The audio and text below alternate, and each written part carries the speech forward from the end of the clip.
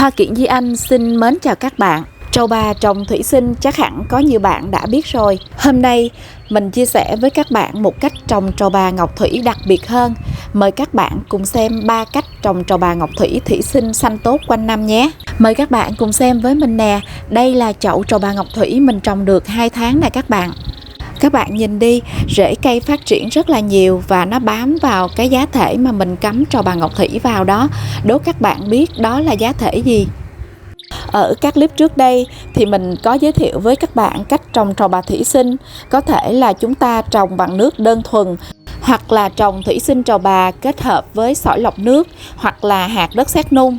Còn ở trong clip này, mình sẽ chia sẻ với các bạn 3 cách trồng trầu bà ngọc thủy với một cách hoàn toàn mới mà mình thấy cây thích hợp và phát triển rất là tốt. Và cũng ở trong clip này, mình chia sẻ cách pha dung dịch để trồng thủy sinh cây trầu bà ngọc thủy giúp cây mau xanh tốt. Mời các bạn cùng theo dõi nha. Ở cách đầu tiên, mình sẽ chọn những cành trầu bà ngọc thủy tương đối dài. Sau đó mình cắt bớt 1-2 lá ở dưới gốc. Mình cắt bớt lá ở dưới gốc, thứ nhất là giúp khi mình cắm cành xuống được dễ dàng. Thứ hai là cây sẽ tập trung nuôi những lá non ở phía trên mà không tốn quá nhiều dinh dưỡng cho những chiếc lá già ở phía dưới. Và như vậy thì sẽ giúp cho cành nhanh phát triển, nhanh bắt rễ và nhanh có lá non mới. Các bạn có biết không, ngoài cái tên trầu bà ngọc thủy thì người ta còn gọi cây trầu bà này với các tên gọi khác như trầu bà cẩm thạch, trầu bà sữa, hay còn gọi một cái tên đặc biệt nữa đó là trầu bà nữ hoàng tuyết. Mình thấy cái tên trầu bà nữ hoàng tuyết khá là hợp với loài cây này đó các bạn. Bởi vì cây có màu sắc lá rất là đẹp, với sự kết hợp của mảng màu xanh ngọc cùng màu trắng kem, tạo nên những chiếc lá vô cùng đặc biệt và đẹp mắt. Và cái điều bí mật mình muốn bật mí ở đầu clip cho các bạn, đó là mình sử dụng vật liệu xốp cắm hoa để trồng cây trầu bà ngọc thủy. Mình dùng nửa miếng xốp cắm hoa và mình đo lên bề mặt chậu. Sau đó mình cắt cái chiều dày của miếng xốp chia làm 3. Và mình sẽ tỉa gọn gàng để miếng xốp cắm hoa nó vừa với cái mặt chậu nha các bạn. Cái xốp này nó rất là mềm nên bạn chỉ cần cắt nhẹ là nó đã đứt ra rồi. Chúng ta sẽ tỉa lại để cho cái phần ở phía dưới nó nhỏ hơn cái phần ở phía trên một chút, để phần phía dưới của miếng xốp nó lọt vào trong cái miệng của cái bình nhé các bạn. Mình cắt tỉa một chút là chúng ta sẽ được một cái miếng xốp nó vừa vặn với cái miệng bình như vậy. Mình ấn xuống để làm sao cái phần mặt dưới của miếng xốp nó nằm gọn ở trong cái miệng chậu. Tiếp theo, mình dùng nhánh cây tròn để tạo những cái lỗ trên bề mặt của miếng xốp cắm hoa. Cái đường kính của các lỗ trên miếng xốp cắm hoa nó lớn hơn cái đường kính của cái cành trầu bà ngọc thủy một chút nhé các bạn. Miếng xốp cắm hoa này nó có đặc tính rất là mềm và hút nước, nên sẽ giữ cho gốc cây luôn ẩm, giúp cho cái cây nó nhanh bám rễ và nhanh phát triển đó các bạn. Sau khi mình đã tạo xong những cái lỗ trên miếng xốp, mình sẽ mang miếng xốp đem đi ngâm trong nước. Thứ nhất là để cho miếng xốp hút nước, thứ hai là rửa sạch bụi bẩn trên miếng xốp. Miếng xốp nó hút nước nặng như vậy là được rồi nè các bạn. Mình để miếng xốp qua một bên và bây giờ mình đi pha nước dung dịch để trồng cây trầu bà ngọc thủy thủy sinh nhé. Mình cho nước vào đầy chậu và cái dung dịch mình pha vào trong nước để trồng cây thủy sinh mà mình thấy rất là tốt, mà không cần phải mua thêm dung dịch thủy sinh chuyên biệt, đó là vitamin B1. Mình pha theo liều lượng là khoảng nửa lít nước cho 3 giọt vitamin B1 và sau đó chúng ta hòa tan vitamin B1 vào trong nước. Vitamin B1 có tác động tích cực với rễ, giúp rễ cây nhanh phát triển và sinh trưởng, nhất là đối với những cây mới được đưa vào chậu, mới thay giá thể và cây trồng thủy canh. Và tiếp theo mình sẽ ghim những cái cành trầu bà ngọc thủy vào trong cái giá thể là xốp cắm hoa. Mình nhẹ nhàng ghim những cành trầu bà ngọc thủy vào trong xốp cắm hoa, sao cho cái phần gốc nó nằm sâu vào trong cái phần xốp cắm hoa. Xốp cắm hoa thì mềm, đó là cái nơi để giúp cho rễ nó bám chặt và nó phát triển. Và trong nước thì chúng ta có thêm vitamin B1. Nó sẽ kích thích giúp cây nhanh mọc rễ mới, tăng cường sản sinh chất diệp lục, trao đổi chất dinh dưỡng cho cây khỏe mạnh, lá cây xanh dày đẹp và bóng hơn. Ngoài ra thì vitamin B1 nó còn có tác dụng có khả năng giải độc, tăng trưởng cho cây trồng. Khi mình chia sẻ các clip trồng cây thủy sinh lên kênh của mình thì có rất là nhiều bạn đặt câu hỏi làm sao để cây trồng thủy sinh được sinh trưởng và phát triển tốt, bền cây, ít bị úng thối. Thì thật sự trồng cây thủy sinh cũng rất là đơn giản và rất là dễ thôi. Chúng ta cần lưu ý một điều thôi các bạn. Thứ nhất là khi mới trồng, mình đặt cây ở nơi bóng râm, những nơi mà có ánh nắng gián tiếp xuyên qua giống như là bệ cửa sổ hoặc ở dưới mái hiên nhà. Mình tuyệt đối không nên đặt chậu cây ở nơi có ánh nắng trực tiếp. Và ở cách thứ hai, mình sẽ trồng chậu trầu bà ngọc thủy thủy sinh bằng những cái mắt lá nhỏ như thế này. Mình sẽ chọn những cành trầu bà ngọc thủy dài để mình có nhiều mắt lá. Mình cắt rời ra từng lá như vậy, mỗi khúc là một mắt lá. Ở cách thứ hai này, mình sẽ tái chế ly nhựa để trồng chậu trầu bà ngọc thủy. Và mình cũng dùng xốp cắm hoa để làm giá thể trồng chậu trầu bà ngọc thủy thủy sinh này. Mình cũng dùng miếng xốp cắm hoa để đo kích thước cái miệng ly. Sau đó mình cũng chia miếng xốp ra làm 3 phần. Rồi mình cũng tiếp tục cắt cái phần miếng xốp làm sao cho cái phần miếng xốp nó vừa khít với cái miệng ly nhé các bạn. Mình đặt miếng xốp lên miệng ly và ấn nhẹ để lấy dấu. Sau đó mình cắt theo vòng tròn của cái dấu lúc nãy mình đã lấy. Mình tỉa lại miếng xốp, phần tiếp xúc với mặt ly nó nhỏ hơn ở cái phần ở phía bên trên nhé các bạn. Sao cho khoảng 1/3 phần miếng xốp phía dưới nó nằm lọt vào trong miệng ly. Tiếp theo mình cũng mang miếng xốp đi đục lỗ tròn. Đục lỗ xong, mình cũng mang miếng xốp đi ngâm trong nước để cho miếng xốp nó ngậm nước. Đồng thời cũng rửa sạch hết bụi bẩn trong miếng xốp. Tiếp theo mình sẽ cho nước sạch vào ly và hòa tan 3 giọt vitamin B1 vào trong nước. Khi mới trồng cây, vitamin B1 có trong nước sẽ giúp cho cây nhanh phát triển và nhanh mọc rễ. Mình đặt miếng xốp lên mặt ly và mình cắm từng khúc lá trầu bà ngọc thủy lên những cái lỗ mình đã tạo lúc nãy. Với hai cách trồng khác nhau, ở cách thứ nhất, mình trồng trầu bà ngọc thủy thủy sinh bằng những cái nhánh dài. Còn ở cách thứ hai này, mình trồng trầu bà ngọc thủy thủy sinh bằng từng đoạn mắt lá. Mình cắm cái khúc trầu bà sao cho cái phần mắt lá nó nằm tiếp giáp với cái mặt miếng xốp nha các bạn. Thứ nhất là để cố định cái nhánh trầu bà.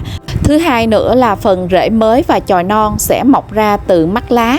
Và ở cách thứ ba này, mình sẽ lấy một cái tô trong xóng chén của nhà mình để mình trồng trầu bà ngọc thủy thủy sinh nha các bạn. Mình cũng trồng tương tự như ở cách thứ hai, mình cũng cắt xốp, đục lỗ, làm ướt xốp và cho thêm vài giọt vitamin B1 vào trong nước ở trong tô. Với cái cách trồng cây ở cái phương pháp thứ nhất là mình dùng từng nhánh dài của trầu bà ngọc thủy. So với các phương pháp thứ hai và thứ ba là mình trồng từng đoạn mắt lá, thì chúng ta sẽ cùng quan sát ở tiếp theo sau đây xem cây nó phát triển như thế nào và phương pháp nào tối ưu hơn nhé các bạn.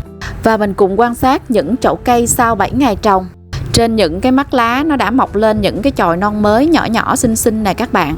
Các bạn lưu ý là chúng ta chăm nước mỗi ngày khi nước trong chậu nó bốc hơi. Và chúng ta sẽ đặt những cái chậu cây này ở nơi râm mát có ánh nắng gián tiếp thì cây nó mới nhanh phát triển nha. Và cái chậu ở phương pháp thứ nhất mình đã thấy mọc lúng phúng những cái rễ non. Vì miếng xốp nó rất là mềm và lúc nào cũng ngậm nước nên rễ cây mọc rất là tốt và nó sẽ xuyên qua bám vào miếng xốp luôn đó các bạn. Khi mới trồng những cái chậu cây thủy sinh thì bạn nên đặt chậu cây nơi có ánh nắng nhẹ như thế này nè.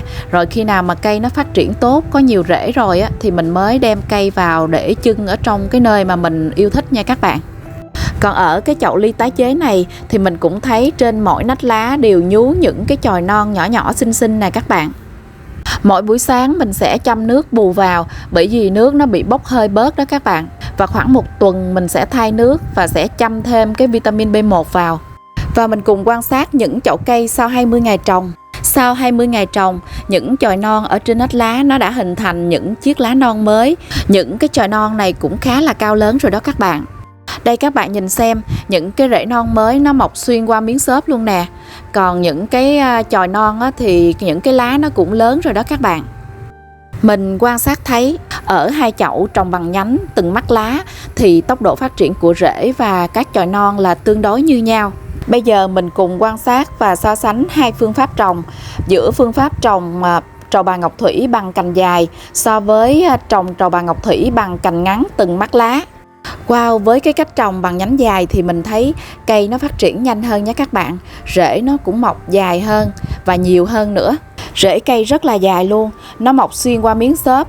Còn những cái thân cây thì nó mọc lên lá mới nha các bạn. Lá mới rất là xanh tốt, dày, lá rất dày và bóng mượt. Trong khoảng thời gian 20 ngày thì mình vẫn để cây ở nơi có ánh nắng gián tiếp nha các bạn. Mỗi buổi sáng đều có nắng chiếu xuyên qua hết á, thì cây nó mới nhanh phát triển. Và chúng ta cùng quan sát những chậu cây trầu bà ngọc thủy trồng thủy sinh sau 2 tháng trồng nhé. Các bạn có thấy không, những chậu cây trầu bà ngọc thủy trồng thủy sinh sau 2 tháng rất là xanh tốt và xum xuê. Lúc này thì các bạn có thể đem những chậu cây này để trang trí trong không gian sống hoặc là trên bàn làm việc của mình được rồi đó. Mình xin nhắc lại một số lưu ý về cách chăm sóc cây thủy sinh để bàn để cây luôn xanh tốt và bền cây. Thứ nhất là chúng ta nên chăm nước sạch, bổ sung cho chậu mỗi ngày nếu nước trong chậu bị bốc hơi cạn đi bớt. Thứ hai là mình sẽ thay nước mới sau 1 tuần hoặc là khi nước dơ. Khi thay nước thì các bạn nhớ rửa sạch chậu, rửa sạch và loại bỏ hết hoàn toàn bụi bẩn cũng như rong rêu đóng trong chậu. Và các bạn nhớ là khi thay nước mới chúng ta cũng thêm vài giọt vitamin B1 hoặc là dung dịch thủy sinh vào trong nước nhé. Và điều thứ ba cũng khá là quan trọng, các bạn đừng bỏ qua bước này nếu muốn cây trồng thủy sinh của mình xanh tốt quanh năm mà không có bị lụi tàn nhanh chóng. Đó là mỗi tuần bạn nên đem cây ra ngoài phơi nắng tầm 1 đến 2 lần, mỗi lần từ 2 đến 4 giờ, tốt nhất là buổi sáng đến trưa để giúp cây phát triển cứng cáp hơn. Lưu ý là mình đừng để cây nơi có ánh nắng trực tiếp nhé, mình chỉ để cây nơi ánh nắng gián tiếp thôi. Và bây giờ chúng ta cùng quan sát sự phát triển của những chậu trầu bà ngọc thủy trồng thủy sinh sau 2 tháng. Đây các bạn, cái chậu trồng bằng những cái mắt lá nhỏ cũng phát triển rất là tốt luôn rồi nè. Cả hai chậu thì rễ của cây mọc ra rất là dài, xuyên qua và bám vào cái miếng xốp. Và cái phần đọt non, chồi non ở phía trên cũng cao lên và mọc rất là nhiều lá xum xuê luôn. Còn với cái chậu mình trồng bằng những cái cành dài thì cây phát triển khỏe hơn nữa, rễ nó dài thêm, những cái rễ thì nó bám rất là nhiều vào trong cái miếng xốp, những cái cành nó vươn dài thêm ra và lá cây nó cũng xanh tốt bóng mượt nữa các bạn. Như vậy thì chúng ta rút ra được một kết luận là dù trồng bằng cành dài hay là trồng bằng từng khúc mắt lá thì cây trầu bà ngọc thủy cũng rất thích hợp để trồng thủy sinh. Tuy nhiên thì khi trồng bằng những cái khúc mắt lá, cây sẽ phát triển chậm hơn một chút so với trồng bằng những cái đoạn cành dài. Và sau khi mình trồng cây trầu bà nói chung và cây trầu bà ngọc thủy thủy sinh nói riêng thì mình rút ra được một kinh nghiệm nữa là các bạn biết không, khi mà mình trồng những cái cây, mình dăm những cái cây này vào trong nước và khi nó phát triển có rễ rồi thì chúng ta sẽ mang dăm vào đất thì cây nó phát triển rất là nhanh hơn nhiều so với mình cắt nhánh và mình trồng thẳng vào đất mà không dăm qua nước đó các bạn. Hiện nay thì giá trầu bà ngọc thủy giống ở trên thị trường cũng khá là cao. Mình thấy trên Shopee một cái nhánh nhỏ mà mình trồng trong cái chậu bình trà như vậy thì người ta bán khoảng 20.000. Nên các bạn có thể áp dụng phương pháp trồng trầu bà ngọc thủy thủy sinh. Khi cây đã có rễ rồi thì chúng ta mang trồng vào trong đất. Thứ nhất là cây nó sẽ sống 100%, thứ hai là cây nó sẽ nhanh phát triển hơn. Và với cái cách trồng trầu bà ngọc thủy thủy sinh với cái giá thể đệm là miếng xốp cắm hoa, mình thấy cây nó phát triển rất là tốt, ổn định và bền cây nữa. Các bạn nhớ trồng thử nha, và cũng có thể áp dụng cái phương pháp này cho các loại cây trồng thủy sinh khác nữa đó các bạn. Cảm ơn các bạn đã dành thời gian xem video clip của mình. Chúc các bạn thật nhiều sức khỏe. Còn bây giờ mình xin tạm biệt các bạn. Hẹn gặp lại các bạn trong những video clip tiếp theo. Các bạn đừng quên like, share và đăng ký kênh để ủng hộ mình nha. Nếu các bạn có gì chưa rõ, cứ để lại bình luận bên dưới mình chia sẻ thêm nhé. Xin chào và hẹn gặp lại.